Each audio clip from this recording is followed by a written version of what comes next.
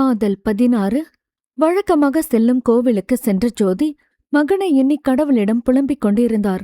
தன்னை நம்பி வந்தவர்களை அவன் கைவிட்டதும் இல்லை, உடனே கை கொடுப்பதும் இல்லை. தனது விளையாட்டை விளையாடி விட்டளவா வேண்டியதை கொடுப்பான். மித்துல் சைந்தவி இணைய அவன் எப்போதோ விளையாட்டை தொடங்கி வைத்து விட்டான். விதி என்ற பெயரில்தானே அவனது விளையாட்டுகள் தொடங்குகின்றன. கடவுளிடம் புலம்பலை கொட்டிவிட்டு வீட்டிற்கு வந்த ஜோதி தனது கபோர்டை எதேர்ச்சியாக திறக்க அவர் மீது வந்து விழுந்தது அந்த காகிதம். அதில் முன்பக்கம் அலைபேசியும் வீட்டின் முகவரியும் தெளிவாக எழுதப்பட்டிருந்தது. பின்பக்கம் ஜாதக கட்டம் இருந்தது. அதன் மேலே பெயரும் வயதும் இருந்தது. பெயரை வாசித்தார். சைந்தவி என்றிருந்தது. இதை யார் கொடுத்தது என்று யோசித்த வேளையில் அங்கு வந்தார் மூர்த்தி. ஏங்க, இது ஒரு பொண்ணோட ஜாதகம், நம்மகிட்ட எப்படி என்று கேட்டு திருப்பி திருப்பி பார்த்தார். அத கொடு என்று வாங்கி பார்த்தவருக்கு குமார் பேசி கொடுத்து சென்றது ஞாபகத்திற்கு வர அதை ஜோதியிடம் சொல்லி நினைவூட்டினார். ஏங்க, அவர் இந்த பொண்ணு நல்ல பொண்ணு, என் பொண்ணு போலதான், மித்திலுக்கு பேசி முடிங்கன்னு சொன்னாரே, நாமளும் பேசி முடிச்சா என்ன என கணவரிடம் ஆசையாக கேட்டார். என்ன ஜோதி பேசுற? இந்த பொண்ணையும் அவ குடும்பத்தை பத்தி தெரியாம எப்படி பேசி முடிக்கிறது? அப்ப விசாரிங்க. நான் கோயிலுக்கு போயிட்டு மித்திலுக்கு ஒரு நல்லது நடக்கணும்னு புலம்பிட்டு வந்ததுமே இந்த ஜாதகம் கண்ணில பட்டு இருக்குன்னா கடவுள் நம்மகிட்ட இந்த பொண்ணு முடிக்க சொல்றதுதானே அர்த்தம். இதுல அட்ரஸ், போன் நம்பர் எல்லாமே இருக்கு, பேசி பாப்போங்க என்றார் கெஞ்சுதலாக. மனைவியின் தீவிரத்தைக் கண்டு அவரும் யோசிக்க ஆரம்பித்தார். 2 நாள் டைம் கொடு, நான் விசாரிச்சு சொல்றேன் என்றார். ஜோதிக்கோ இது கடவுள் காட்டிய சம்பந்தம் போல தோன்றியது. எப்படியாவது முடிக்க வேண்டும் என்ற தீவிரம் அவரிடம் இருந்தது. ஜாதகத்தில் இருந்த எண்ணிற்கு அழைத்தார் மூர்த்தி. எடுத்ததோ சக்திவேல்தான். மூர்த்தி அவரிடம் அவரை பற்றி சொல்ல அவரும் தனது கடைக்கு வர சொல்லி இருந்தார். மறுநாள் சக்திவேலின் டிபார்ட்மெண்டல் ஸ்டோருக்கு வந்திருந்தார் மூர்த்தி. அவரிடம் குமார் சொன்ன விஷயத்தை சொல்லிச் சொல்ல சக்திவேலுக்கு அவர் வந்த காரணம் புரிந்தது. என் பையன் என்று ஆரம்பிக்கும் போதே, உங்க பையனை பத்தி எனக்கு தெரியும் சார். குமார் என்கிட்ட பையனை பத்தி விசாரிக்க சொல்லியிருந்தான். மன்னிச்சிருங்க, பொண்ணை பெத்தவர்ன்றதுனால கொஞ்சம் பயம், அதான். என் நண்பனுக்காக உங்க பையனை பத்தி நான் வெளியே விசாரிச்சு சொன்ன பிறகுதான் அவன் கல்யாணத்துக்கு சம்மதம் சொன்னான். அதனால உங்க பையனை பத்தி என்கிட்ட நீங்க சொல்லணும்னு அவசியம் இல்ல. எனக்கு திருப்தியா இருக்க போய் தான் குமார் கிட்ட சொன்னேன். நீங்க பேச வந்தது ரொம்ப சந்தோஷம். ஆனா வீட்ல பேசணும், மகளோட விருப்பம் வேணும் இல்லையா? வீட்ல பேசிட்டு சொல்லட்டுமா என்று கேட்டவரை ஆச்சரியமாக பார்த்தவர், இன்னொரு விஷயம் இருக்கு, அதையும் சொல்லிடுறேங்க என்று மகன் வேலையின்றி வீட்டில் இருப்பதும் இன்னும் 1 மாதத்தில் வேலை கிடைத்துவிடும் என்று உண்மையை சொல்ல, கல்யாணம் நின்ன வருத்தம் நமக்கு இருந்தாலும் அவரோட வலி அதிகம்னு என்னால புரிஞ்சுக்க முடியும் சார். ஜாதகம் சரியா இருந்து 2 பேருக்கு பிடிச்சிருந்தா மேற்கொண்டு பேசலாம் சார் என்றார் சக்திவேல் சாதாரணமாக. அவரை வியப்பாக பார்த்த மூர்த்திக்கு அவரை பிடித்திருந்தது. ஏற்கனவே குமார் தன் நண்பனை பற்றி நிறைய பேசி இருக்கிறார். அப்போதெல்லாம் ஆவல் கொண்டவர் இப்போது நேரில் பார்த்து இன்னும் வியப்பை கூட்டிக் கொண்டார். பொண்ணு போட்டோ கிடைக்குமா சார் என்று மூர்த்தி தயங்கி கேட்க, எதுக்கு சார் இந்த தயக்கம்? உங்க குடும்பத்தை பத்தி குமார் சொல்லி இருக்கான். எனக்கு உங்க மேல நம்பிக்கை இருக்கு சார் என்று அவரது எண்ணை வாங்கி அதில் மகள் சைந்தவியின் புகைப்படத்தை அனுப்பி வைத்தார். அவரிடம் விடை பெற்று சென்ற மூர்த்தி தெரிந்தவர் மூலமாக சைந்தவியை பற்றி விசாரிக்க சொல்லியிருந்தவருக்கு பொண்ணை பற்றி நல்ல விதமாகத்தான் சொல்லியிருந்தார்கள். ஜோதியிடம் அனைத்தையும் சொல்லி பெண்ணின் புகைப்படத்தை காட்டவும் செய்ய சைந்தவியின் சிரித்த முகத்தை கண்டதும் பிடித்துவிட்டது அவருக்கு. ஆனால் பாவம், மகள் அறவே வெறுக்கும் பெண் இவளென அறியாது போனார்.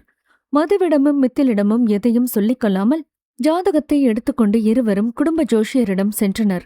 இருவரின் ஜாதகத்தை வைத்து பொருத்தம் பார்த்தவரின் முகத்தில் அத்தனை பூரிப்பு. சிரித்த முகத்துடனே நிமிர்ந்து இருவரையும் பார்த்தவர், 2 ஜாதகமும் நல்லா பொருந்திருக்கு. நீங்க மேற்கொண்டு நல்ல விஷயம் பேசலாம். இதையும் நீங்க விட்டீங்கன்னா அடுத்த உங்க பையனுக்கு கல்யாண யோகம் இல்ல, தாமதமாகலாம் என்றிட, அதற்கு மேல் ஜோதி தாமதிப்பாரா என்ன? சந்தோஷத்துடன் இல்லம் வந்து சேர்ந்தனர் இருவரும். இந்த விஷயத்தை சக்திவேலிடம் பகிர அவரும் அவரது குடும்ப ஜோஷியரிடம் 2 ஜாதகத்தையும் கொடுத்து பொருத்தம் பார்க்க சொல்லியிருந்ததாகவும் வார்த்தை மாறாமல் அப்படியே சொன்னதாக சொல்ல, பெரியவர்களுக்கு இந்த சம்பந்தத்தை முடிக்க வேண்டும் என்று பேராவல். மேற்கொண்டு வீட்டில் பேசி அவர்கள் சம்மதித்தால் ஒரு நல்ல நாளில் பேசி முடிக்கலாம் என்று சக்திவேல் சொல்லியிருந்தார். தனது அறையில் ஜனனி கணினியில் வேலை செய்து கொண்டிருந்ததால் அவளை தொந்தரவு செய்யவில்லை. மித்துலை மட்டும் அழைத்து விஷயத்தை சொல்லியிருந்தனர். கிருஷ்ணா, ஜாதகம் பொருந்திருக்கப்பா. இந்த வரனைய விட்டுட்டா அடுத்த கல்யாண யோகம் எப்ப வரும்னு தெரியாதன கைய விரிக்கிறாரடா. நீ சொல்லு, பேசி முடிக்கலாமா? அவனோ, இப்ப எனக்கு வேலை இல்ல. எப்படி பேசி முடிப்பீங்க? பொண்ணு வீட்ல என்ன சொல்லியிருக்கீங்க என்ன பத்தி? என யோசனையாக கேட்க, மூர்த்தியோ, நான் உண்மையை சொல்லிட்டேன்ப்பா என்றவர் சக்திவேலிடம் பேசியதை சொல்ல கண்கள் வெறிய ஆச்சரியமாக பார்த்தான். நிஜமாவாப்பா? ஆமாடா. பொண்ணுக்கு இதுல விருப்பம் இருக்காப்பா? என்ன அவரு எதுவும் சொல்லலப்பா என்றார். அந்த பொண்ணை பத்தி சொல்லுங்கப்பா. என்ன பண்றா? வயசு என்ன? என கேள்வியாக கேட்டதும் மூர்த்தி சைந்தவியை பற்றி சொன்னதும் இல்லாமல் தனது அலைபேசியில் இருந்த புகைப்படத்தை எடுத்து நீட்ட அதை கண்டவனின் விழிகள் தெறித்து விழும் அளவிற்கு விரிந்தன. இது சைந்தவிதானப்பா என்ற நாவலாக. உனக்கு தெரியுமா கிருஷ்ணா? ஜோதி ஆச்சரியமாக கேட்டார். தெரியுமா? தர்ஷினி மூலமா தெரியும். அதுக்கும் மேல என இழுத்தவன் நடந்ததை சொல்ல மூவரும் மௌனமாகி போனார்கள். எல்லாம் கூடி வர நேரத்துல இது வேறையா? இப்போ என்னங்க பண்ண என ஜோதி தலையில் கை வைத்து அமர்ந்து விட்டார். மூர்த்திக்கும் அதே நிலைமைதான். நல்ல பெண், கண்டிப்பாக மித்தலுக்கு பொருத்தமாக இருப்பாள் என்று கற்பனை பண்ணியவருக்கு இது பேரிடிதான். என்ன செய்வதென்று மூவரும் யோசித்தனர். மித்துல், உனக்கு சைந்தவி பிடிச்சிருக்காப்பா என்று மூர்த்தி கேட்க, பிடிச்சிருக்கு என்று வாய் வரை வந்தாலும் மதுவிற்காக யோசித்தான். அக்காக்கு பிடிக்கலையப்பா? எப்படி என முகம் கசங்க சொல்லியிருந்தான். அவரோ சிரித்துக்கொண்டே, ஏன் கேள்வி அது இல்ல மித்துல். உனக்கு இந்த பொண்ண பிடிச்சிருக்கா? பிடிக்கும்பா, ஆனா அக்கா என்று மீண்டும் அதே ஸ்ருதியை பாட, கல்யாணம் உனக்குதான் கிருஷ்ணா, உன் அக்காவை காரணம் சொல்லாத. முடிவா என்ன சொல்ற என பிடியிலேயே நின்றார். ஆனா அம்மா, அந்த பொண்ணு படிச்சிட்டு இருக்கா. படிக்கிற பொண்ணை எப்படி கல்யாணம் பண்ண? அதுவும் எனக்கு வேலை கிடைச்ச காலேஜில் தான் அவளும் படிக்கிறா. ப்ரொஃபஸரா எப்படி ஒரு ஸ்டூடெண்ட்டை கல்யாணம் பண்ணிக்கிறது? ப்ரொஃபஸர் ஸ்டூடெண்ட் எல்லாம் காலேஜுக்குள்ளதான். வெளியே நீ ஒரு பையன், அவ ஒரு பொண்ணு. பொண்ணு பையனை கல்யாணம் பண்ணிக்கலாதானே என விடாத அவனை மடக்கவே செய்தார். எனக்கும் அப்பாவுக்கு இந்த பொண்ணை ரொம்ப பிடிச்சிருக்கு கிருஷ்ணா. எனக்கு தெரிஞ்ச வர இந்த பொண்ணு மேல எந்த தப்பும் இல்ல. ஓ அக்கா தான் பாக்குற நேரமெல்லாம் சண்டை போட்டுட்டு இருக்கா. இந்த பொண்ணு இல்ல. அப்பா நல்லா விசாரிச்சுதான் சொல்றார். உன் முடிவு என்ன கிருஷ்ணா? உன் அக்கா எங்களை ஒதுக்கி வச்சுட்டு உன் மனசு என்ன சொல்லுதோ அதை சொல்லு கிருஷ்ணா என்றார். ஆனால் சைந்தவியை வேண்டாம் என்று மறுக்க முடியவில்லை. அவனுக்கு அவளை பிடித்துதான் இருந்தது. ஜோதி சொன்னதைப் போல உறவுகளை தள்ளி வைத்துவிட்டு மனதோடு பேச, அதன் பதிலோ சைந்தவியை இழந்து விடாதே என்றுதான் சொன்னது. ஆனாலும் அக்கா என்று ஒரு கணம் யோசித்தவன் ஒரு முடிவோடு அவர்களிடம் சரி என்று சொல்லிவிட்டான். சரிம்மா, எனக்கு இதுல சம்மதம்தான். ஆனா அக்கா என்று மீண்டும் அங்கே வந்தான். உங்க அக்கா கிட்ட பொண்ணோட போட்டோ காட்ட வேணாண்டா. பொண்ணு பார்க்க போகும்போது பாத்துக்கிட்டோம். அங்க அவ பிரச்சனை பண்ண மாட்டான். வீட்டுக்கு வந்ததும் குதிப்பாதான். ஆனா உனக்கு பிடிச்சிருந்தா கண்டிப்பா ஒத்துப்பா. நீ கவலைப்படாத கிருஷ்ணா என்றதும் அவனும் குழப்பத்துடன் சரி என்று தலையசைத்தான். மூவரின் பேச்சு அரவத்தை கேட்டு மதுவும் உள்ளே வந்தாள். எல்லாரும் என்ன பேசிட்டு இருக்கீங்க என்று கேட்க மூர்த்தி விஷயத்தை சொன்னார். பொண்ணு போட்டோ பார்க்காம எப்படிப்பா? அதான் நேர்ல பார்க்க போறோமே. நேர்ல பார்க்கறதாண்டி நல்லது. நீ என்ன சொல்ற? கிருஷ்ணா, உனக்கு பிடிச்சிருக்கா என்று கேட்க அவனோ கொஞ்சம் தடுமாறியபடி, பிடிச்சிருக்குக்கா என்றான். முகத்தில் குழப்ப ரேகைகள் படிந்து கிடக்க அதை கண்டு கொண்டாள் மது.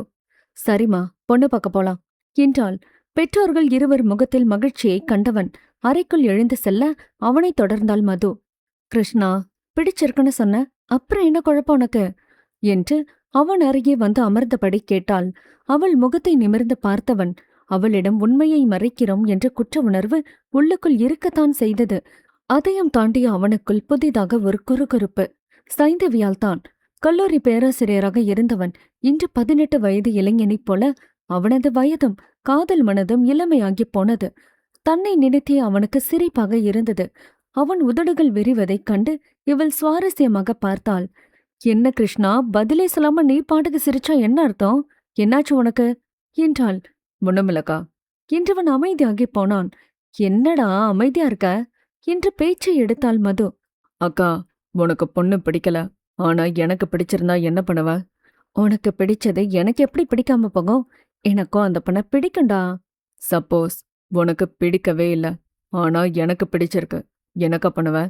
உனக்காக ஏன் தாட் மாத்திப்பேன்டா.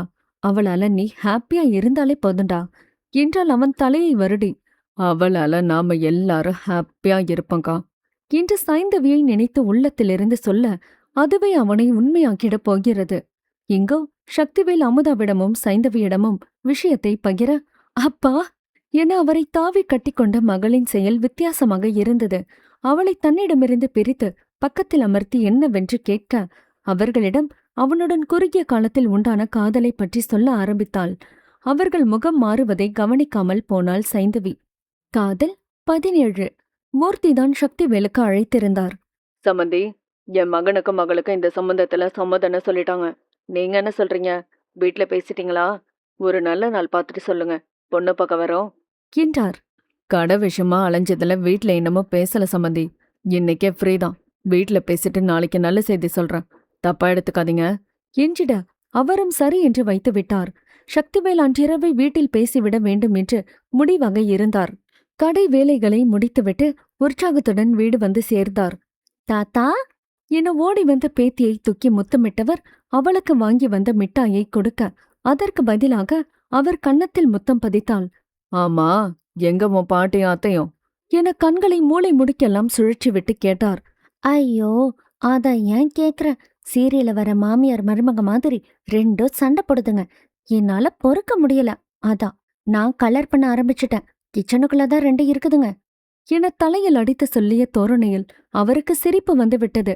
வாய் விட்டே சிரித்து விட்டார். ஏங்க, இவளு என்னன்னு கொஞ்சம் கேளுங்க. எனக்கு உதவி செய்றேன்னு என் உயிரை போட்டு வாங்குறா.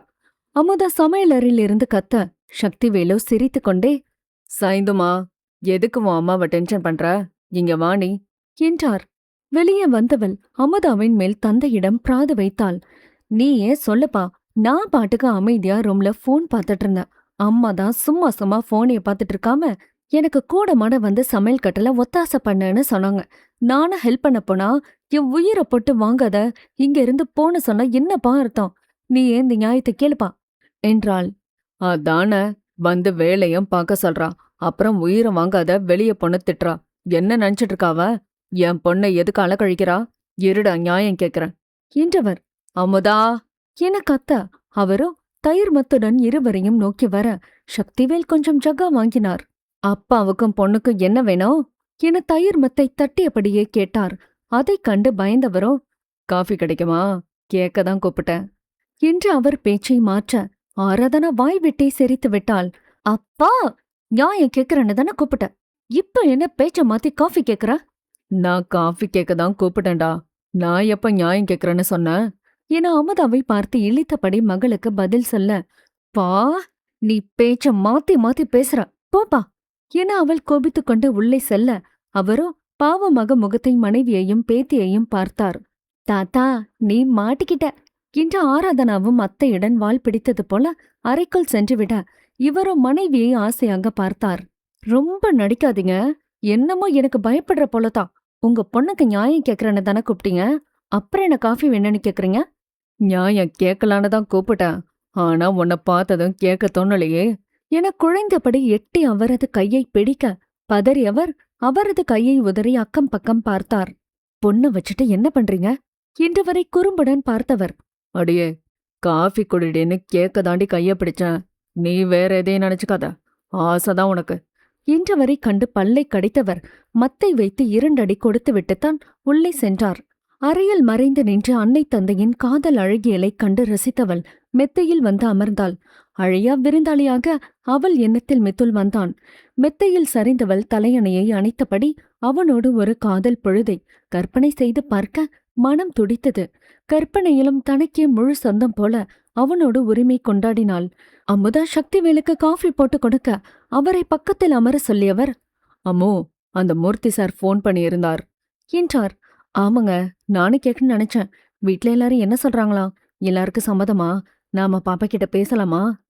அம்மோ, அவங்க வீட்ல எல்லாருக்கும் சம்மதம் தானா. நல்ல நாள் பார்த்து சொல்ல சொல்றார். நாம இன்னைக்கு பாப்பா கிட்ட பேசிடலாம். நீ என்ன சொல்ற என்று மனைவியின் விருப்பத்தை கேட்க, என்னங்க நீங்க, இந்த பேச்சை எடுத்ததும் எனக்கு பிடிச்சிருந்ததாலதான் மறுக்காம இருக்கேன். ஆனா பாப்பா என்ன சொல்வாளோ என்று தயங்க. பேசுவோம், பிடிச்சா மேற்கொண்டு அவங்களோட பேசுவோம். எல்லாம் அவன் முடிவை சொல்லி அவங்கள வேற இடத்துல பார்க்க சொல்ல வேண்டியதுதான். ஆனா என் பொண்ணு என் பேச்ச மீற மாட்டான்னு தோணுது என்று பெருமை பொங்க சொல்ல, இவர் பொய்யாக நொடித்து கொண்டார். ஐவரும் இரவு உணவு ஒன்றாக முடித்திருக்க, சைந்தவையிடம், பாப்பா, ஆர்வ தூங்க வச்சுட்டு வா, பேசணும் என்றார். சரிப்பா என்று ஆறுவை உறங்க வைத்த பின் சக்திவேலின் அருகே அமர்ந்தாள். என்னப்பா பேசணும் என்று ஆர்வமாக கேட்டாள். ஒரு வரன் வந்திருக்கு பாப்பா, ரொம்ப நல்ல இடம். அவங்க வீட்ல எல்லாருக்கும் உன்னை பிடிச்சிருக்கு. பொண்ணு பார்க்க எப்ப வரன்னு கேக்குறாங்க என்று குண்டை தூக்கி போட இவளும் அதிர்ந்து விட்டாள்.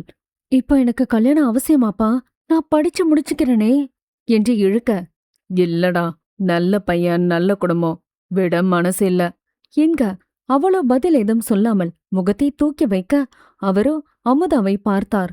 அமுதா ஏதோ சொல்ல வர அவரை வாய் திறக்க வேண்டாம் என்றவர் மீண்டும் அவரே அவளிடம் பேசினார். குமார் மாமா சொல்லிதான் இந்த வரன் வந்தது. பையன் வேற யாரும் இல்லடா, நம்ம தர்ஷினிக்கு பார்த்த மாப்பிள்ளதான். பேரு கூட என்று யோசிக்கும் முன்னே இவள், மித்துல் கிருஷ்ணவாப்பா என ஆச்சரியமாக கேட்டுவிட அவ்வாறு கேட்கும் மகளை அமுதாவும் சக்திவேலும் வியப்பாக பார்த்தனர். அவன் பெயரை சொல்லும் ஆர்வத்தில் மாட்டிக்கொண்டதை நினைத்து நாக்கை கடித்தவள் நிமிர்ந்த தாயையும் தந்தையையும் பார்க்க அவரோ அவளை குறுகுறுவென பார்த்தனர். அப்பா சாரிப்பா, உங்ககிட்ட ஷேர் பண்ணாதது ஏன் தப்புதான். ஆனா அவர் மேல எப்போ எப்படி காதல் வந்ததுன்னு தெரியலப்பா. அவரை முதல் முறையா பார்க்கும்போது அவர் மேல சின்ன க்ரஷ். அப்புறம்தான் அவர் தர்ஷினி அக்காவுக்கு பார்த்த மாப்பிள்ளன்னு தெரிய வந்தது. தர்ஷினி அக்கா இருந்த நிலைமையிலையும் அவங்க கிட்ட கல்யாணம் பண்ணிக்கலான்னு அவர் கேட்டதுதான் எனக்கு அவர் மேல மதிப்பும் காதலும் வந்தது. என்ன தப்பா எடுத்துக்காதீங்கப்பா, நான் என்ன கண்ட்ரோல் பண்ண நினைச்சேன்ப்பா. அதான் உங்ககிட்ட சொல்லலப்பா. ஆனா என்னால முடியல. விஷயம் இவ்ளோ தூரம் வரும்னு எனக்கு தெரியாதுப்பா. ஐம் சாரி என தேம்பி அழ அவளை நெஞ்சோட அணைத்துக் கொண்டார். உன் காதல் எனக்கு புரியுதுடா. நல்ல வேளை அப்பா உனக்கு பிடிச்ச மாப்பிளையே பார்த்துட்டேன். எங்க வேற மாப்பிள பார்த்து பெரிய சங்கடத்துல உன்னை நிறுத்தாம நீ காதலிக்கிற மாப்பிளைய நான் உனக்கு வரனா பார்த்துட்டேன். இப்போ எனக்கு திருப்தியா இருக்கு என்றவரின் கன்னத்தில் முத்தம் தந்து லவ் யூப்பா என்றாள். நீ லவ் பண்றது தப்புன்னு சொல்ல மாட்டேன். ஆனா நீ லவ் பண்ற பையன் உனக்கு சரியானவனா பாக்குறதே எங்க கடமை இல்லையா? ஆனா அப்பா உடனே ஓகே சொல்ல காரணம், நானும் குமாரன் தான் மாப்பிள பத்தி விசாரிச்சோம். நல்ல விதமா சொன்னதாலதான் தர்ஷினிக்கு பேசி முடிச்சோம் என்று பெருமுச்சை விட்டு தன் மனைவியை பார்த்தார். அவரு இருவரையும் முறைத்து கொண்டார். என்ன அம்மோ, இந்த உலகத்துல இப்படி ஒரு அப்பா பொண்ண நான் பார்க்கல என சலித்து கொள்ள, ஆமாமோ, சரியா என் பொண்ணுக்கு பிடிச்சவனையே மாப்பிள்ளையா பார்த்திருக்கனே, எவ்ளோ பாசம் எங்களுக்குள்ள பாத்துக்க என காலரை தூக்கி விட்டு கொள்ள என்று நொடித்து கொள்ள சிரித்தபடி, அப்ப பொண்ணு பார்க்க வர சொல்லட்டுமாடா என்றார். அவளோ பா, லவ் யூ பா என்று கன்னத்தில் முத்தம் கொடுத்து இறுக்கி அணைத்துக் கொண்டாள். சக்திவேல் சொன்னதுமே நல்ல நாள் பார்த்து மித்துல் வீட்டிலிருந்து பெண் பார்க்க வீட்டிற்கு வந்தனர். அதிக ஒப்பனையின்றி மிக எளிமையாக தயாராகி இருந்தாள் சைந்தவி. மித்துல் வீட்டிலிருந்து ஐவரும் வந்திருந்தனர். அமுதாவும் வந்த அனைவருக்கும் பலகாரமும் காஃபியையும் கொடுத்திருந்தார். மது வீட்டை அளக்க மித்துலின் எண்ணமெல்லாம் அவனது அக்காதான். சைந்தவியை பார்த்ததும் என்ன சொல்வாளோ என பதட்டத்துடன் இருந்தான். அதே பதற்றம் ஜோதிக்கும் மூர்த்திக்கும் இருக்க அதை வெளியே காட்டிக்கொள்ளாமல் சிரித்த முகமாக இருந்தனர். உள்ளறையில் ஆராதனா வெளியே வர அவளைக் கண்டதும் ஆரோ என கீர்த்தி கத்தி அழைத்து கையசைத்தாள். ஆராதனாவும் கீர்த்தோ என ஆவலாக அவளை நெருங்க நினைத்தவள் மதுவைக் கண்டு அப்படியே நின்றாள். மதுவும் ஆராதனாவைக் கண்டதும் யோசிக்க ஆரம்பித்தவள், அம்மா இது எனும்போதே, எங்களுக்கு எல்லாம் தெரியும் மது, உன் தம்பிக்கு அந்த பொண்ணை பிடிச்சிருக்கு. இங்க இருந்து போற வரைக்கும் எதுவும் பேசாம அமைதியா இரு, உன் தம்பிக்காக என்றதும் இவளால் தாங்க முடியவில்லை. அதிர்ந்த விழிகள் பின் கோபக்கனலாக மாறின. தன் மொத்த குடும்பத்தின் மேலும் கோபமாக வந்தது அவளுக்கு. விஷயம் தெரிந்தும் தன்னை ஏமாற்றி கூட்டி வந்து விட்டதாக அவளுக்கு அவர்கள் மேல் அடக்க முடியாத ஆத்திரம். முக இறுக்கத்தினோடே தம்பியை பார்த்தாள். சாரிக்கா என்றான் அவளுக்கு மட்டும் கேட்கும்படி கேட்டு தலை குனிந்தான். அவளுக்கு கண்ணீர் கொட்ட காத்திருக்க அவளோ தன்னை கட்டுப்படுத்திக் கொண்டு இருந்தாள். காதல் 18 பொண்ண வர சொல்லுங்க எனத்தான் பேச்சை ஆரம்பித்தார் ஜோதி. அறையிலிருந்து அமுதா சாய்ந்தவியை அழைத்து வந்துவிட்டு அவர்களுக்கு முன் வணக்கம் வைத்துவிட்டு அவர்களுக்கு எதிரே அமர சொல்ல அவளுடன் ஆராதனாவும் அமர்ந்தாள். ஆராதனா பக்கத்தில் அமர சென்று கீர்த்தியை பிடித்து அடக்கி தன்னுடன் அமர்த்தி கொண்டாள் மது. சைந்தவி மதுவை ஒரு பார்வை பார்க்க மது முகத்தை திருப்பிக் கொண்டாள். சைந்தவிக்கு சிரிப்பு தான் வந்தது. அக்காவின் கோபத்தை நினைத்து வருந்திய மித்துலும் சைந்தவி சிரிப்பதை கண்டு கொண்டான். ஜோதிதான், இந்த குட்டி பொண்ணு யாரு என சாதாரணமாக கேட்டார். அமுதாதான், இவன் என் அக்கா மகன் பொண்ணு, என் பேத்தி ஆராதனா என்றார். ஓ எங்க பாப்பாவோட அம்மா அப்பா வரலையா? பாப்பாவோட அப்பா வேலூர்ல ஒரு பேங்க்ல வேலை பார்க்கறார். பாப்பாவோட அம்மா அவ 1 வயசா இருக்கும்போது இறந்துட்டா. அப்போ இருந்தே சைந்தவி தான் அவள மக போல வளர்த்துட்டு இருக்கா என்றார். எல்லார் பார்வையும் ஆராதனா மீது படிய அவளோ சைந்தவியிடம் ஏதோ பேசி கொஞ்சிக் கொண்டிருந்தாள். அப்போ பொண்ணு எங்க வீட்டுக்கு வந்துட்டா, பாப்பா ரொம்ப கஷ்டப்படுவாளே என ஜோதி கேட்க சைந்தவி முகம் மாறியது. அதை மித்துல் கவனித்துக் கொண்டுதான் இருந்தான். அதுக்குள்ள அவங்க அப்பா டிரான்ஸ்ஃபர் வாங்கிட்டு வந்துருவான். பாப்பாவுக்கு நாங்க இருக்கோம், எங்ககிட்ட இருந்துப்பா என்றனர் சங்கட்டமாக. மதுவின் பார்வை இப்போது ஆராதனாவை தான் தழுவியது. இதுவரைக்கும் தெரியாத உண்மை அல்லவா இது? பின் பார்வையை திருப்பிக் கொண்டாள் மது. உள்ளுக்குள் ஏதோ போல இருந்தது. கூடத்தில் ஓரமாக சைந்தவியும் ஆராதனாவும் அமர்ந்திருக்க அவளுக்கு எதிரே மது, அவள் மடியில் கீர்த்தி, பக்கத்தில் மிதில் கிருஷ்ணா அமர்ந்திருந்தான். ஆராதனா தனக்கு முன்னே இருந்த இனிப்பு ஒன்றை எடுத்து சாப்பிட்டாள். அதைக் கண்ட கீர்த்தியும் எதிரே இருந்த டேபிளில் இருந்த இனிப்பை எடுத்து சாப்பிட கையை கொண்டு செல்ல அவளை அடக்கி சாப்பிடக்கூடாது என்று கண்டிக்க குழந்தையின் முகம் வாடிப்போனது. அதைக் கண்ட சைந்தவி மதுவை ஒரு தரம் பார்த்துவிட்டு கீர்த்தியை அழைக்க, கீர்த்தியோ மதுவின் கவனம் வேறெங்கோ சென்றிருப்பதைக் கண்டு லேசாக நழுவி சைந்தவியிடம் வந்தமர்ந்தாள். இனிப்பு எடுத்து ஆராதனா கீர்த்திக்கும் கொடுக்க மூவருமாக திருட்டுத்தனமாக சாப்பிட்டனர். கீர்த்தி ஆராதனா இனிப்பு சாப்பிட்ட தடயம் அவர்கள் வாயை சுற்றியிருந்தது. வேகமாக இருவர் வாயையும் தன் சேலையை வைத்து துடைத்து விட்டாள். இதையெல்லாம் கவனித்துக் கொண்டு தான் இருந்தான் மித்துல் கிருஷ்ணா. அவள் ஆராதனாவோடு கீர்த்தியை சரிசமமாக பார்த்தது கண்டு உள்ளுக்குள் நெகிழ்ந்தான். நிச்சயம் இவளால் வீட்டில் பிரச்சனை வராது என்று உணர்ந்தாலும் சைந்தவியிடம் பேசிட நினைத்தான். அதைப்போல மீண்டும் இனிப்பை வாயில் வைத்தனர் குழந்தைகள் இருவரும். அவர்களுடன் சேர்ந்து சைந்தவி இனிப்பை வாயில் திணித்துவிட்டு நிமிர்ந்தவள் மித்துல் பார்ப்பதைக் கண்டு இனிப்பை வாயில் வைத்தபடி திரு திருவென விழிக்க, அவனோ ஒற்றை புருவத்தை உயர்த்தியபடி என்ன என்று கேட்டான். இரு பக்கமும் தலையை ஆட்டிவிட்டு ஆராதனாவின் முதுகுக்கு பின் மறைந்து கொண்டாள். இவனுக்கு புன்னகை அரும்பியது உதட்டில். மெதுவாக மீண்டும் எட்டிப் பார்க்க அவனோ தலையை சாய்த்து அவளைத்தான் பார்த்தான். பார்வையை திருப்பிக் கொண்டாள். புன்னகை பெரிதானது அவனுக்கு. தலையை ஆட்டிவிட்டு பெரியவர்கள் பேச்சில் கவனத்தை வைத்தான். மித்துல் இப்ப வீட்டுல தான் இருக்கான். இன்னும் 1 மாசத்துல வேலைக்கு போயிடுவான். அவன் ஜாதகத்துல சீக்கிரமா கல்யாணம் முடிக்கணும்னு இருக்கு. நாங்களும் கல்யாணத்தை சீக்கிரமா முடிக்கலான் இருக்கோம். உங்களுக்கு ஆட்சேபனை இல்லைன்னு சொல்லுங்க. அடுத்த மாசத்திலே நல்ல நாள் பார்த்து கல்யாணத்தை வச்சுக்கலாம் என்றதும் யோசனையுடன் சக்திவேல் அமுதாவை தான் பார்த்தார். தம்பிக்கு வேலை இல்லைன்னு யோசிக்காதீங்க, வேலை அவனுக்கு உறுதிதான் என்றவர் அனைத்தையும் சொல்ல சைந்தவியின் கண்கள் ஆச்சரியத்தில் விரிந்தது. நம்மால நம்ம காலேஜ் தானா? ஹை சாலி என உள்ளுக்குள் குதூகலித்தாள். அவள் முகம் அடைந்த பரவசத்தை மித்துல் கண்டு கொண்டான் தான். அமுதா சம்மதம் சொல்ல சக்திவேல், சரிங்க சம்மதி, நீங்க சொல்றபடியே அடுத்த மாசத்துல ஒரு நல்ல கல்யாண தேதி குறிச்சிடலாம். முந்தைய நாள் நிச்சயம் போல வச்சுக்கலாம் சந்தோஷமாக சொன்னார். அவரும் புதிராக தெரிந்தார் மித்துல் கிருஷ்ணாவிற்கு. என்ன வேலை இல்லைன்னு சொன்னா சரின்னு சொல்லி தேதியெல்லாம் குறிக்கிறார், என்னவா இருக்கும் என யோசனையில் ஆழ்ந்தவனை ஜோதிதான் உழுப்பினார். பொண்ணுகிட்ட எதுவும் பேசணும்னா போய் பேசுடா என்று காதுக்குள் சொல்ல என்றான். நீ ஏதோ மாப்பிள்ளை கிட்ட பேசணுமாமா என சக்திவேல் கேட்க என்றாள். இருவரும் மாடிக்கு சென்று பேசச் சென்றனர்.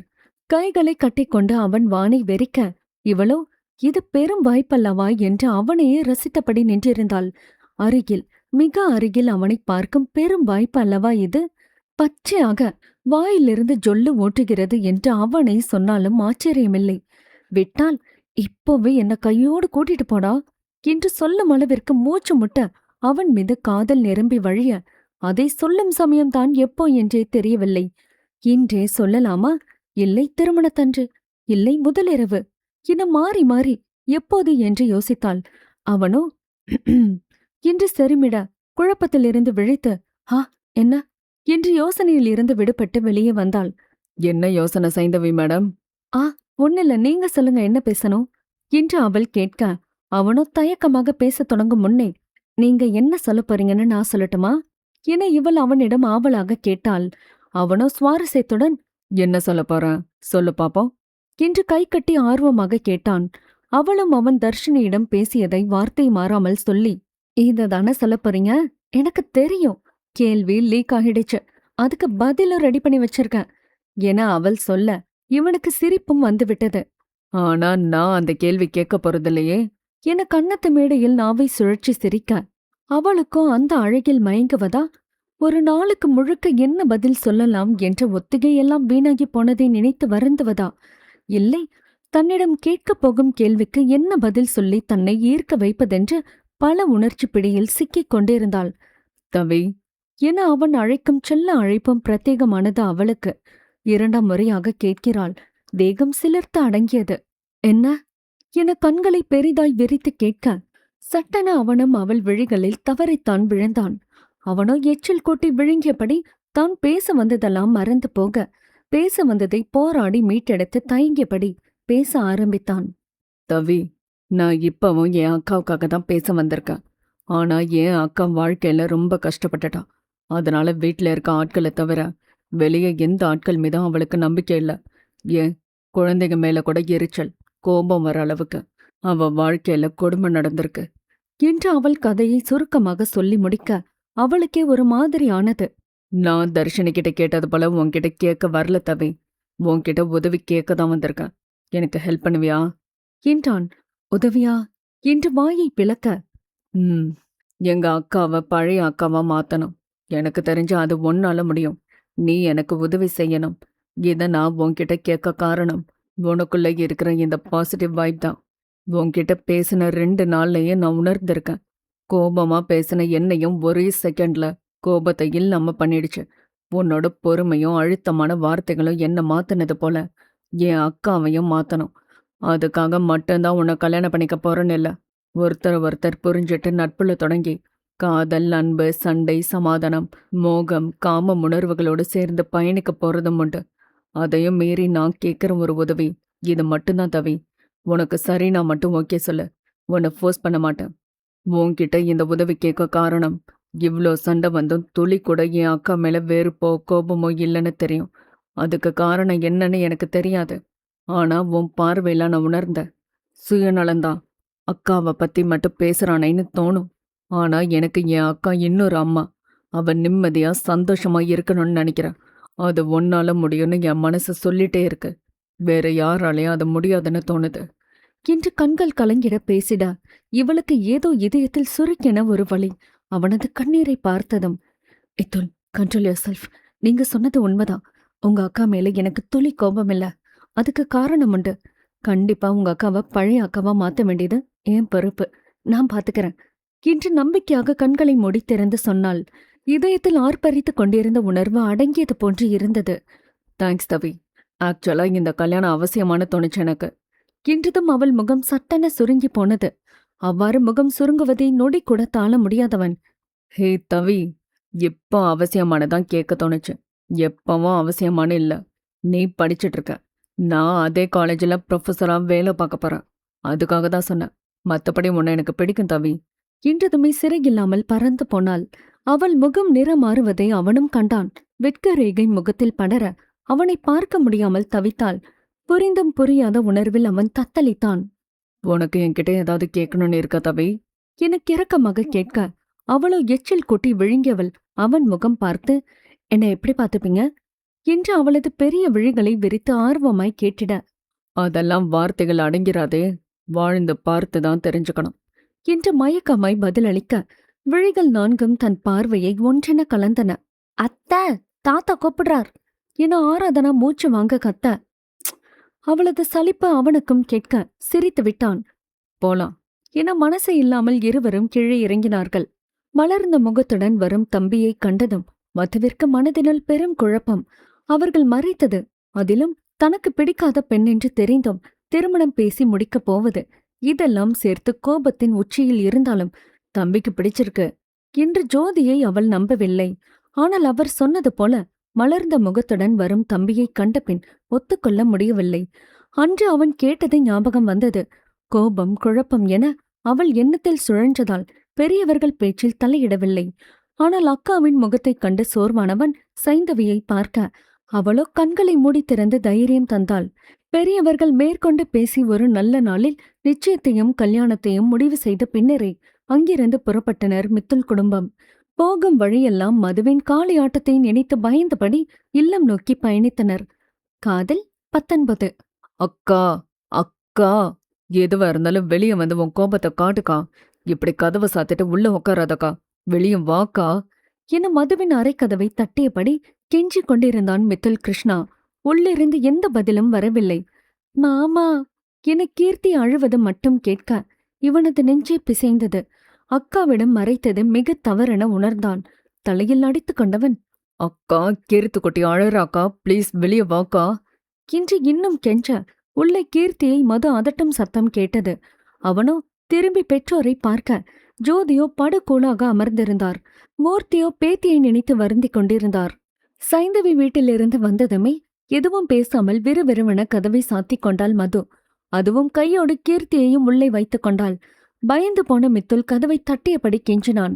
மா பா, அக்கா உள்ள போய் கதவு சாத்திட்டு இருக்கா. நீங்க 2 பேரும் அமைதியா உட்கார்ந்திருந்தா என்ன அர்த்தம்? அக்கா வெளியே வர சொல்லுங்க என பதறியபடி சொன்னான். கிருஷ்ணா, எத்தனை நாளைக்கு உள்ள இருப்பா? வீடு, கோபம் தணிஞ்சதும் வருவா. நீ ஏன் கத்திட்டு இருக்க? போய் ரெஸ்ட் எடு என ஜோதி மிக சாதாரணமாக சொல்ல இவனுக்கு தாயின் அலட்சியத்தைக் கண்டு கடுப்பாக இருந்தது.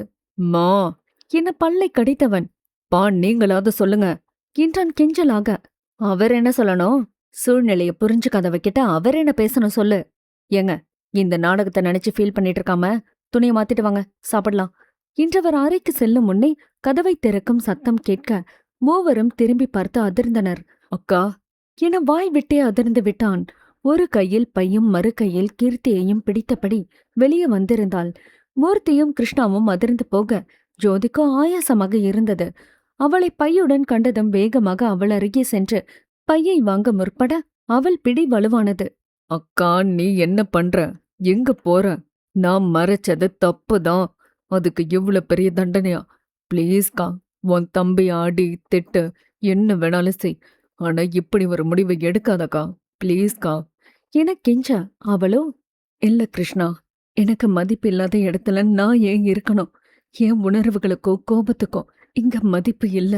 நான் இங்க ஒரு பொருளா இருக்கிறதுக்கு வெளியே ஒரு உயிருள்ள ஜீவனா இருந்துக்கிறேன். விடு கிருஷ்ணா, நான் போறேன் என்றால் அதே பிடியல். யாருக்கா உன்னை மதிக்கல? யாரு உனக்கு மதிப்பு கொடுக்கல? இப்படி பேசாதக்கா, தப்புதான். சாய்ந்தவிதான் பொண்ணுன்னு சொல்லி இருக்கணும். மறைச்சது ஏன் தப்புதான். மன்னிச்சிடக்கா, ப்ளீஸ் எங்கேயும் போகாத என இவன் கெஞ்ச, இல்ல கிருஷ்ணா, ஓ மேல கோபப்பட என்ன உரிமை இருக்கு எனக்கு சொல்லு? உனக்கு பிடிச்ச பொண்ண கல்யாணம் பண்ணிட்டு சந்தோஷமா இரு. என்ன விடு கிருஷ்ணா, நானும் என் பொண்ணுமா இருந்துக்கிறோம் என முன்னேறி நடக்க அவளை மறைத்தவன், என் சந்தோஷமே நீங்க தானக்கா. நீங்க போனதும் நான் எப்படி இருப்பேன்? என்னக்கா நீ? இல்ல கிருஷ்ணா, நான் போறேன். நிச்சயம் உன் கல்யாணத்துக்கு வருவேன் கிருஷ்ணா. என்ன இருந்தாலும் நீ என் தம்பி ஆச்சே. நான் வருவேன் கிருஷ்ணா. இப்ப போறேன். இப்ப என்ன உனக்கு? பிடிக்காத பொண்ண நான் கல்யாணம் பண்ணிக்க போறேன்னு தானே உன் கோபம்? வேணாக்கா, இந்த கல்யாணம் வேணாம். எனக்கு இந்த கல்யாணம் வேணாம். ப்ளீஸ்கா, நீ என் கூடவே இரு, அது போதும். அப்பா, அவங்களுக்கு ஃபோன் பண்ணி எனக்கு இந்த கல்யாணத்துல இஷ்டம் இல்லைன்னு சொல்லிடுங்க.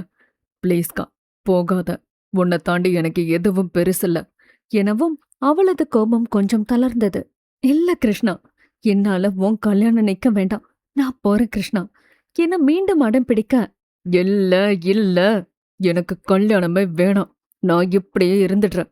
ப்ளீஸ் இங்க இருந்து போகாதக்கா என கண்ணீர் விட்டு கெஞ்ச ஆரம்பிக்க, கிருஷ்ணா என வாரி அவனை அணைத்துக் கொண்டாள். ப்ளீஸ்கா, என்னை விட்டு போகாதக்கா என இவன் கெஞ்ச அவளும், போகல கிருஷ்ணா, நான் போகல, இங்கே இருக்க என்று கண்ணீர் வடிக்க ஜோதிக்கு கோபம் கோபமாக வந்தது. இப்ப உனக்கு சந்தோஷமா இருக்குமே? என் பையன் வாழ்க்கையில இனி எந்த நல்லதும் நடக்காது. அதுதானே உனக்கு வேணும்? அப்படியே நடந்துருச்சு. இனி அவன் கல்யாணம் பண்ணிக்கவே மாட்டான். பெத்த நாங்க காலத்துக்கு உங்க வாழ்க்கையை நினைச்சு ஏங்கிட்டே சாகுறோம். உங்களுக்கு அதை பத்தி கவலை இல்லையே? ஏங்க, கிளம்புங்க. இங்க இருந்து இவங்களுக்கு ஒரு நல்லது நடக்காதான்னு ஏங்கி ஏங்கி சாகுறதுக்கு இருக்க குறை காலத்துக்கு நிம்மதியா இருப்போம். இவங்க எப்படியோ போகட்டும். வாங்க நம்ம போகலாம். நீங்க இப்படியா அக்கா தம்பி பாசத்தை பொழிஞ்சு ஒற்றுமையா இருங்க. வாங்க போலாம் என ஜோதியும் ஆரம்பிக்க இருவரும் தான் பெற்றோர்களை இயலாமையுடன் பார்த்தனர்.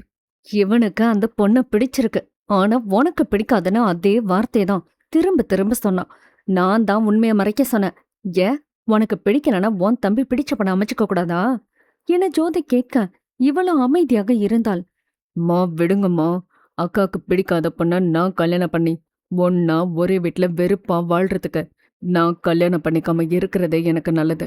விடுங்க என விரக்தியாக பேச மதுவிற்கு ஏதோ போல இருந்தது. சொல்லிட்டான்ல, கல்யாணம் வேணாம். உனக்கு சந்தோஷம்ல? போ, உன் பைய தூக்கிட்டு உள்ள போ. இந்த வீட்ல இனி எந்த நல்லதும் நடக்காது. கெட்டது வேணா நடக்கும் கூடிய சீக்கிரத்துல. ஏங்க, எனக்கு ஒரு நல்ல மடமா இல்ல முதியர் இல்ல பாருங்க, போயிடலாம் என்று மடங்கி அழுதார். எல்லாருக்கும் நான் வில்லியா தெரியறேன்ல? ஏன் இந்த பொண்ணதான் நாங்க பார்க்க போறோம்னு ஒரு வார்த்தை சொல்லியிருக்கலாமே. எதுவும் சொல்லாம மறைச்சு கூட்டிட்டு போய் அங்கதானே சொன்னீங்க. வெத்தலுக்கு பிடிச்ச பொண்ணு, அவனுக்காக எதுவும் பேசாதானே சொல்றீங்க. அப்போ எனக்கு அங்க என்ன மதிப்பு இருக்கு? புருஷன் இல்லாம வீட்ல வந்திருக்கான்றதுனால தானே இப்படி பண்றீங்க நீங்க என கண்ணீர் வடிக்க அவர்களுக்கும் அவர்களது தவறு உரைக்கத்தான் செய்தது. அவளை எனக்கு பிடிக்காதுதான். ஆனா அவனுக்கு பிடிச்சிருக்குன்னா நான் வேணானா சொல்ல போறேன். பொய் சொல்லிதானே கூட்டிட்டு போனீங்க. கல்லஞ்சுக்காரின்னு நினைச்சிட்டீங்களா என்ன என கண்ணீர் வழிய சொல்ல ஜோதியின் மனமா பிசைந்தது. சாரிம்மா, எங்க தப்புதான். மூர்த்தி வருத்தம் கொள்ள, விடுங்கப்பா என கண்ணீர் துடைத்தவள், எனக்கு எந்த அப்ஜெக்ஷனும் இல்ல. என் தம்பி கல்யாணம் நல்லபடியா நடந்தாலே போதும். அடுத்தடுத்த வேலையை பாருங்கப்பா என்றாள். இல்லக்கா, வேணாம். இந்த கல்யாணத்தை நிறுத்திடுறது நல்லது. உனக்கு பிடிக்காத பண்ண கூட்டிட்டு வந்து ஒரே வீட்ல எப்படி இருக்கிறது? வேணாக்கா என்றான். ஓ, அப்போ கல்யாணத்துக்கு அப்புறம் உன் பொண்டாட்டி எனக்கு பிடிக்கலனா வீட்டை விட்டு அனுப்பிடுவே கிருஷ்ணா? ஒரு வீடுனா அப்படி இப்படித்தான் இருக்கும் கிருஷ்ணா, விடு. என் கோபம் அவ்வளவுதான். நீயும் மறைச்சிட்டேன்னுதான், வேற எந்த கோபமும் இல்ல என்றதுமே அவளை அணைத்துக் கொண்டு, சாரிக்கா என்று கண்ணீர் வடித்தான். ஒன்னில்ல கிருஷ்ணா, கொஞ்சம் எமோஷனல் ஆகிட்டேன். உண்மைய மறைச்ச கோபம்தான், அது இப்பவும் இல்ல. அழாத என்று சிறு பிள்ளை போல தோளில் முகத்தை புதைத்து அழுபவனின் முதுகை வருடி கொடுத்து அவனை ஆசுவாசப்படுத்தினாள். இரவில் அனைவரும் தத்தமத அறையில் முடங்கிவிட ஜோதியும் மூர்த்தியும் இன்றைய நாளை எண்ணி உறங்காமல் இருந்தனர். என்ன ஜோதி, தூங்கலையா? என் பையன் வாழ்க்கையில ஒரு நல்லது நடக்கிற வரைக்கும் தூக்கம் வராதுங்க எனக்கு என்று எழுந்து அமர்ந்தார். மூர்த்தியும் எழுந்தமர்ந்து ஜோதியை பார்த்தவர் அவரிடம், கல்யாணம் முடிகிற வரைக்கும் தூக்கம் இருக்காதுங்க. மருமக வீட்டுக்கு வந்தாதான் எனக்கு நிம்மதி என்றார். மூர்த்தி கிண்டலாக, மருமக வீட்டுக்கு வந்துட்டா நிம்மதி வந்துருமா? அதுக்கு அப்புறம் தானே இருக்க ஜோதி விஷயமே. என்ன பிரச்சனை வருமோ என இவர் பயம் காட்டிட, ஜோதியோ, பிரச்சனைலாம் வராது. எனக்கு நம்பிக்கை இருக்கு என் மருமக மேல. மது எவ்வளவு பேசி அவ கொஞ்சம் கூட கோபப்படவே இல்லைங்க. நம்ம குடும்பத்துக்கு சரியா இருப்பான தோணுது. மதுவா அவ அட்ஜஸ்ட் பண்ணி போவான்ற நினப்புல சொல்றியா ஜோதி? அந்த பொண்ணு இங்க வந்து உன் பொண்ணுக்கு அடிமையா இருக்கணும்னு நினைக்கிறியா? ஐயோ, நான் அப்படி சொல்ல வரலங்க. வேற எப்படி சொல்ல வர ஜோதி? மது இருக்க கோபத்துக்கும் அந்த சின்ன பொண்ணு என்ன பண்ணுவாளோன்னு பயமா இருக்கு. மதுவுக்கு பயந்து நம்ம பையனுக்கு கல்யாணம் பண்ணி வைக்காம இருக்க சொல்றீங்களா? இல்ல மதுவை வீட்டை விட்டு போக சொல்றீங்களா? எனக்கு நம்ம மதுவும் வேணும், பையனும் வேணும், மருமகளும் வேணுங்க என்றவரை வெறிக்க பார்த்தார் மூர்த்தி. பேராசைதான், ஆனா நியாயமான ஆசைதானுங்க என்றதும் சிரித்து விட்டார். கண்டிப்பா 3 பேரு சேர்ந்திருப்பாங்க. நம்ம வீடு நிம்மதியா தொலைக்காம இருக்கும் ஜோதி. வரப்போற பெண்ண நம்ம பொண்ணா பார்த்தாலே எந்த பிரச்சனையும் வராது ஜோதி என்றார். என்ன பார்த்தா குடும்பக்கார மாமியார் போல தெரியுதாங்க என்ற கேள்விக்கு மூர்த்தியோ சிரித்து விட்டார். மதுவை கூட ஒரு லிஸ்ட்ல சேர்க்கலாம். ஆனா நீ டம்மி மாமியார்னு எனக்கு தானே தெரியும் என்று சிரிக்க அவர் புஜத்தில் கிள்ளி அவரை முறைக்க முயன்று சிரித்து விட்டார். இங்கோ சைந்தவியோ சொல்ல முடியாத உணர்வில் தவித்தாள். தன் காதல் கைகூட போகிற சந்தோஷத்தில் திளைத்திருக்க அமுதாதான் கொஞ்சம் பயந்தார். என்ன பயம் அமுதா உனக்கு? என்ன பயன்னு கேக்குறீங்க? ஆராதனைக்கிட்டேயே வரிஞ்சு கட்டிக்கிட்டு சண்டைக்கு வந்த பொண்ணு அந்த வீட்டுலதான் இருக்கிறா. பாக்குற நேரமெல்லாம் சண்டை போடுற பொண்ணு அங்க இருக்கும்போது நம்ம பொண்ணு நிம்மதியா வாழ விடுவாளா? அவங்க அப்பா அம்மாவை நினைச்சு எனக்கு கவலை இல்ல. ஆனா அந்த பொண்ணு தாங்க மனசுல உறுத்திக்கிட்டே இருக்குங்க என தன் கவலையை பகிர அவரும் அமைதியாக இருந்தார். அமுதாவை மேற்கொண்டு பேசினார். நிச்சயமா நம்ம பொண்ணுக்கு அவ தொல்லையாதான் இருப்பாங்க. அவ தம்பியோட நம்ம பொண்ண நிம்மதியா வாழ விடுவாளா? நம்ம பொண்ணு மேல தப்பே இல்லைனாலும் அவங்க அப்பா அம்மா அவ தம்பின்னு எல்லாரும் அவங்க பொண்ணுக்கு தான் சப்போர்ட் பண்ணுவாங்க. நம்ம பொண்ணுக்காக பேசுவாங்களா? தினமும் சண்டை சச்சரவுன்னு இருந்தா நம்ம பொண்ணு வாழ்க்கை நிம்மதி இல்லாம போயிடுங்க. எந்த வீட்ல தான் இந்த பிரச்சனை இல்லைன்னு சொல்லு. இப்போ இந்த பையன் வேணாம், வேற மாப்பிள்ள பார்க்கலான்னு வச்சுக்கோ. நம்ம பொண்ணு மனசு கஷ்டப்படாது. அப்போ மட்டும் அவ சந்தோஷமா வாழ்வாளா? அக்கா தங்கச்சி உடன்பிறப்புகளே இல்லாத மாப்பிள்ளைக்கு உன்னால நம்ம பொண்ணுக்கு கல்யாணம் பண்ணி வைக்க முடியுமா? வீடுனா அப்படி இப்படித்தான் இருக்கும். நம்ம பொண்ணுக்கு எல்லாம் சொல்லி கொடுத்துருக்கோம். எங்க எப்படி நடந்துக்கணும்னா அவளுக்கு தெரியும். பொறுத்து போற இடத்துல பொறுத்து போவா. கோவப்படுற இடத்துல நிதானமா பேசுவா. என் பொண்ணு மேல எனக்கு முழு நம்பிக்கை இருக்காமோ. பிரச்சனை இல்லாத வீட்ல தான் நம்ம பொண்ணு வாழணும்னு நினைச்சா அவளை நம்ம வீட்ல தான் வச்சுக்கணும். அது முடியுமா? பயப்படாத. அவளுக்கு நாம துணையா இருக்கோம். அவ நல்லா வாழ்வா. என்ன? என்ன நெற்றி முட்டார் கொஞ்சம் பயமகள சரியென தலையை ஆட்டினார். இரு குடும்பங்களிடையே பேசி முடித்து திருமண தேதி குறித்த பின்னும் சில சஞ்சலங்கள் மனதிலிருந்து இருந்து கொண்டுதான் இருக்கிறது. இருந்தும் அதையெல்லாம் ஒதுக்கி வைத்து கல்யாண வேலைகளை சேர்ந்தே பார்க்க ஆரம்பித்து விட்டனர். இதற்கிடையே தலைவலியாக கதிரும் காவியாவும் மது வீட்டிற்கு, அதுவும் திருமண பத்திரிகை வைக்க வந்திருந்தனர். அவர்களைக் கண்டு கோபத்தை அடக்கியபடி அமைதியாக வெறித்திருந்தாள் மது. காதல் 20. அன்று மதுவும் ஜோதியும் மட்டும்தான் வீட்டிலிருந்தனர். மூர்த்தியும் மித்தலும் வெளியே சென்றிருந்தனர். அதே நேரம் கதிரும் காவியாவும் தாம்பூலத்தட்டுடன் காலிங் பெல்லை அழுத்தியபடி வெளியே நின்றிருந்தனர். சமையற்கட்டில் இருந்த ஜோதி யாரென வந்து எட்டி பார்த்திட அவர்கள் வருகையை எதிர்பார்க்கதவர் அதிர்ந்து அப்படியே நின்றார். கிட்டத்தட்ட அவர் இந்த குடும்பத்தையே மறந்து போயிருந்தார் என்றுதான் சொல்ல வேண்டும். அவர்கள் முகங்களை கண்ட பின்தான் மறந்து போன அனைத்தும் ஞாபகத்திற்கு வந்தன. உள்ள கூப்பிட மாட்டீங்களா என காவியா கேட்டதுமே வாங்க என்றார். இருவரும் உள்ளே நுழைந்தனர். அவர்களை நீள்வெறுக்கையில் அமரச் சொல்லிவிட்டு தண்ணீர் கொடுத்தார். அவர்கள் நீர் பருகும் வேளையில் ஜோதியை தாம்பூலத்தட்டில் இருந்த பத்திரிகையை பார்த்தார். கீர்த்தி ஸ்கூலுக்கு போயிருக்காளா என்று கேட்டான். கிட்டத்தட்ட 1 வருடம் கழித்து கீர்த்தியை பற்றி கேட்கிறான் அவளது தகப்பன். பரவாயில்லையே, உங்களுக்கு பெத்த பொண்ணு பேர் கூட தெரிஞ்சிருக்கே. ஸ்கூலுக்கு போயிருக்கா என்று குட்டு வைக்க அவனுக்கோ சுருக்கென்று இருந்தது. வீட்ல யாருமில்ல அவங்க? காவியா மதுவை எதிர்பார்த்து கேட்க யாருமில்ல, மது மட்டும் உள்ள வேலை பார்த்துட்டு இருக்கா. ஓ, உங்க பையனுக்கு கல்யாணம் பண்ண போறதா கேள்விப்பட்டான், உண்மையாவா? அடுத்த மாசம் என்றார். பரவாயில்ல.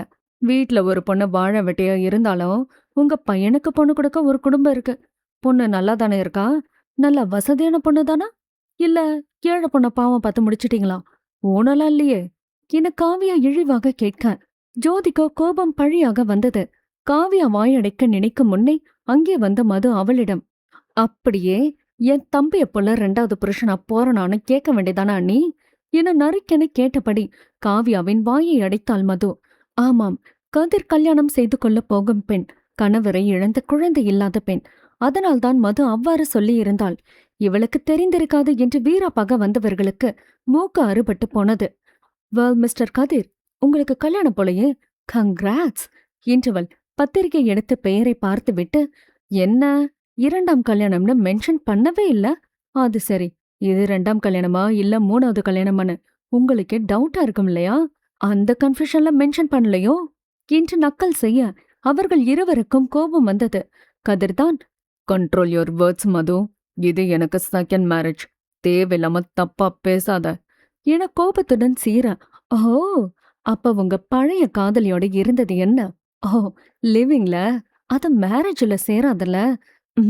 வெரி சாரி என சிரித்தபடி சொல்ல இவனோ அதிர்ந்து விட்டான். இருவர் முகத்திலும் வியர்வை முத்து முத்தாய் படர்ந்தன. என்னாச்சு, இவ்ளோ காத்து வந்து உங்களுக்கு வேர்க்குது? புதுசா வந்த பிரஷரா இருக்குமோ, இல்ல ரொம்ப நாளாவே இருக்கிற பிரஷரா என இதழில் நக்கல் இழையோட கேட்டாள். ஜோதிகா அவள் பேசுவது ஒன்றும் புரியவில்லை. ஸ்டாப் இட் மது, என்னமெல்லாம் பேசுற? என்னையும் உன்ன போல நினைச்சியா? என் ஃபர்ஸ்ட் ஒய்ஃபான நீ என்ன ஏமாத்தன. அந்த விரக்தியில கல்யாணம் வேணான்னு சொல்லிட்டு இருந்த. காவியாதான் என் மனச மாத்தி என்ன 2வது கல்யாணம் பண்ணிக்க சொன்னா. அவளுக்காகவும் என் அப்பாவுக்காகவும் தான் நான் கல்யாணம் பண்ணிக்க போறேன் என்று நல்லவனைப் போல பேசிட, ஓ என்று கதை கேட்பது போல கேட்டாள். ஒழுக்கமில்லாம ஏமாத்திட்டு போன உனக்காக அவன் வாழ வெட்டியா இருக்கணுமா? உன்னால என்ன சுகத்தை கண்டாயன்ன? வேலை இருக்குன்னு நீ போன லட்சணம் தான் தெரிஞ்சதே. சி, நீ எல்லாம் பொண்ணா? நல்ல குடும்பத்து பொண்ணா இருந்தா இதெல்லாம் அசிங்கமா தெரிஞ்சிருக்கோம். உனக்கெல்லாம் எங்க தெரிய போகுது என வாய் நீள பேசினாள். ஏய் என ஜோதி எகிரிக் கொண்டு வர அவரை தடுத்த மதுவோ, மா என தாடையை இறுகியபடி காவியா முன் வந்து கன்னம் பழுக்க அறைந்திருக்க கதிர் திகைத்து நின்றான். ஒழுக்கத்தை பத்தி நீ பேசுறியாக்கும்? 18 வயசு எப்ப ஆகும்? எவனோட ஓடலான்னு காத்திருந்த நான் இன்னி ஏன் ஒழுக்கத்தை பத்தி பேசுறியா? என்ன சொன்ன? உங்க அண்ணனை நான் ஏமாத்தனா? அதனால இவன் வாழ்க்கைய வெறுத்த வாழாம இருந்தானாக்கும். நல்லவன் வேஷம் போட்டு ஊரை ஏமாத்தலாம், ஆனா என்ன ஏமாத்த முடியாதுடி. ஏதோ நான் உன்னை ஏமாத்தினது போல என்ன அடிச்சு உன்னை நல்லவன் போல காட்டின. ஆனா உன் லட்சணம் என்னன்னு நான் சொல்லட்டுமா? கேவலமா செருப்பால அடிச்சு அனுப்புன உன் பழைய காதலி உன்னை மறுபடியும் கூப்பிட்டதும் நாக்க தொங்க போட்டுட்டு போன நாய் தானே நீ. அவளோட வாழ நீ பண்ண கேவலமான டிராமா எனக்கு தெரியாதா என்ன? என் மேல பழிய போட்டு என்ன அடிச்சு துரத்தி அவ கூட போலான்னு பார்த்த. ஆனா பாரு, மறுபடியும் உன்னை செருப்பால அடிச்சது போல உன்னை ஏமாத்திட்டு அவ புருஷ கூடவே போயிட்டா. நீயும் கேவலமா ஏமாந்து திரும்பி வந்த. இப்ப பணத்துக்காக ஒருத்திக்கு புருஷனா அடிமையா போக போற. இந்த அசிங்கத்துல எனக்கு பத்திரிக்கை வேற வைக்க வந்துட்ட. சி, தூ, கிளம்பிங்க இருந்து. அசிங்க பிடிச்ச நான் எல்லாம் ஏமா வீட்டுல விடுற? அதுகளை துரத்தி விட்டுட்டு வீட்டை கழுவி விடுமா என்று முகத்தை சுளித்து விட்டு போங்க. அவர்களும் அங்கிருந்து அவமானத்துடனும் வன்மத்துடனும் சென்றனர். அவர்கள் சென்றதும் வீட்டை பூட்டிவிட்டு மதுவின் அறைக்குள் நுழைந்தார் ஜோதி. அவளோ தன் கோபத்தை கட்டுப்படுத்த பொத்தலில் இருந்த நீரை பருகினாள். என்னடி என்னமா சொல்ற அவனை பத்தி? எங்க கிட்ட சொன்னதே இல்லையேடி நீ. ஏண்டி எங்ககிட்ட மறைச்ச? திருமண வாழ்வில் இருந்து விடை பெற்று வந்த மகளிடம் எத்தனையோ முறை என்ன நடந்தது என்று கேட்டிருக்கிறார். மகளின் நடத்தையை தவறாக சொல்லி வீட்டில் விட்டு சென்ற மருமகனின் வார்த்தைகளை மதுவின் பெற்றோர்கள் ஒருபோதும் நம்பியதே இல்லை. தன்னை சந்தேகப்படுகிறான், இனி அவனோடு வாழ மாட்டேன் என்று மட்டும்தான் வீட்டில் சொன்னாள். அவனிடம் விடுதலை வாங்கிக் கொண்டு தாய் வீட்டிலே நிரந்தரமாக இருந்து கொண்டாள். இவர்களும் அவள் மனம் கோணாதபடி அவளை பார்த்து கொண்டனர். மகளின் கணவன் சந்தேக பிராணி என்று எண்ணிக்கொண்டிருந்தவர்களுக்கு அவனைப் பற்றி இன்று மகள் சொன்னதுமே தூக்கி வாரி போட்டது. ஒரு கேடு கெட்டவனை மகளுக்கு கட்டி வைத்ததை நினைத்து நொந்து போனார்கள். நல்ல மகளாக தங்கள் விருப்பத்திற்கு மதிப்பு கொடுத்து தாங்கள் தேர்ந்தெடுத்த மாப்பிள்ளையை கட்டிக்கொண்ட மகளின் வாழ்க்கையை அவர்களை புதைக்குழியில் தள்ளிவிட்டதாக நினைத்து உள்ளுக்குள் மருகி போனார்கள். இதற்காகத்தான் அவர்கள் வருந்துவார்கள் என்று எண்ணி மதுவும் கதிரை பற்றி அவர்களிடம் சொல்லாமல் மறைத்து வைத்தாள். கதிர் வீட்டிலிருந்து வந்த பின்னும் அவளால் நிலை கொள்ள முடியவில்லை. தன் மீது தவறான பழிச்சொல்லை போட்டு அதற்கு அடிக்க வேறு செய்திருக்கிறான். இதற்கான முழு காரணம் கண்டறிய வேண்டும் என்று மித்துலின் உதவியோடு கதிரை பற்றி தெரிந்து கொள்ள நினைத்தாள். அவனை பற்றி முழு விவரமும் அவளிடம் வந்து சேர அதிர்ந்து விட்டாள். கதிரை வீட்டிலே வைத்து அவன் அடித்தது போல அடிக்க வேண்டும் என்று மித்துல் மதுவை அழைக்க அவளோ மறுத்துவிட்டு யாருக்கும் தெரிய வேண்டாம் என்று கேட்டுக்கொண்டாள். ஆனால் மித்துல் விடவில்லை. நண்பர்கள் மூலமாக அவனை அடித்து தூக்க சொல்லியிருந்தான். கதிர் கார் விபத்து என்று அடிபட்டு வீட்டிலே இருந்தான். தொழிலிலும் நஷ்டமாகிட அவனது கம்பெனியை மூட வேண்டி வந்தது.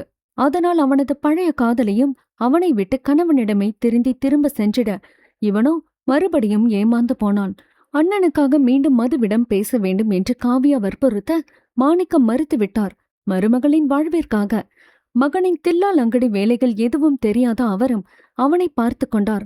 தேறி வந்தவன் வேறு கம்பெனியில் வேலைக்கு சென்றான். அவன் சென்ற இடத்தில் நன்றாக வேலையை செய்திட அதைக் கண்ட அவனது முதலாளியின் மகள் அவனை பாராட்டிட அவனும் அவளுடன் நட்புடன் இணைய அந்த நட்பை வைத்து பிரிந்து சென்ற முதல் மனைவியை பற்றி தவறாக சொல்லி தன் மேலே பச்சாதாபத்தை வரவழைத்து அதை காதலாக மாற்றி அவளை திருமணம் செய்து கொள்ளப் போகிறான். அவளுக்கும் இது இரண்டாம் திருமணம்தான். முதல் கணவன் திருமணமான கொஞ்ச நாளிலே இறந்து விட்டான். மறுமணத்திற்கு தயாராக இருந்தவளை வளைத்து போட்டு விட்டான். பாதி விஷயங்களை அவளிடம் மறைத்துவிட்டு திருமணம் செய்கிறான். அவனது விளைவுகள் என்னாகுமோ? அமைதியாக இருந்த மது ஜோதியிடம், நீங்க ஃபீல் பண்ணுவீங்கன்னு தான் சொல்லலமா. எனக்கு தெரியுமா, பெத்த பொண்ணுக்கு இப்படி மோசமானவனை கட்டி வச்சுட்டோமேன்னு. நீங்க காலத்துக்கும் குற்ற உணர்வோடு இருப்பீங்கன்னு தான் சொல்லல. பிளீஸ்மா, இத அப்பா கிட்ட சொல்லிடாதீங்க. உடைஞ்சு போயிடுவார். பிளீஸ்மா, சொல்லாதீங்க என கைகளை பிடித்து கெஞ்ச மகளை அணைத்து அழுது தீர்த்தார். அவரை தேய்ச்சிவிட்டு அவரது மடியில் படுத்துக்கொண்டாள். மது என்றார். என்னம்மா என்றால் அவர் மடியிலிருந்து நிமிர்ந்து அவர் முகத்தை பார்த்தபடி. அந்த பொறுக்கி நாய் கூட அவன் வாழ்க்கைக்காக 3வது கல்யாணம் பண்றான். உனக்கு என்னடி? நீ இன்னொரு கல்யாணம் பண்ணிக்கலாம்ல என்றார் தயக்கமாக. படக்கென அவர் மடியிலிருந்து எழுந்து அமர்ந்தவளை அரண்ட விழிகளுடன் பார்த்தார் ஜோதி. எனக்கு அப்பா தம்பிய விட எவன் மேலேயும் நம்பிக்கை இல்லம்மா. கல்யாண வாழ்க்கையில தப்பே செய்யாம அடி வாங்கிட்டு வந்தன்னா மறுபடியும் அதே தப்ப செய்வேனா? மாட்டம்மா. பிளீஸ், நான் இங்க இருக்கணும்னு நினைச்சா கல்யாண பேச்சை எடுக்காதீங்க, எப்பவும் எடுக்காதீங்க என்று தெளிவாக உரைத்துவிட்டு வெளியே செல்ல இவருக்கோ மகளின் வாழ்க்கையை நினைத்து மேலும் கவலைகள் கூடின. கீர்த்தி ஆராதனா இருவரும் அழுவதைக் கண்டவன் அதே வரிசையில் அவர்களைப் போல உதட்டை பிதுக்கி கண்ணீரை துடைத்துக் கொண்டே அழுகும் சைந்தவியைக் கண்டு தலையில் அடித்துக் கொண்டான் மித்துல். டேய் மித்துல, இந்த குழந்தைய கல்யாணம் பண்ணிட்டு மடியில வச்சு கடைசி வரைக்கும் தாலாட்டு தாண்டா பாட போற நீ. அவளை தாலாட்டு பாட வைக்கிறதெல்லாம் கஷ்டம்டா என தனக்குள்ளே சொல்லிக்கொண்டு நொந்துதான் போனான். தொடரும்.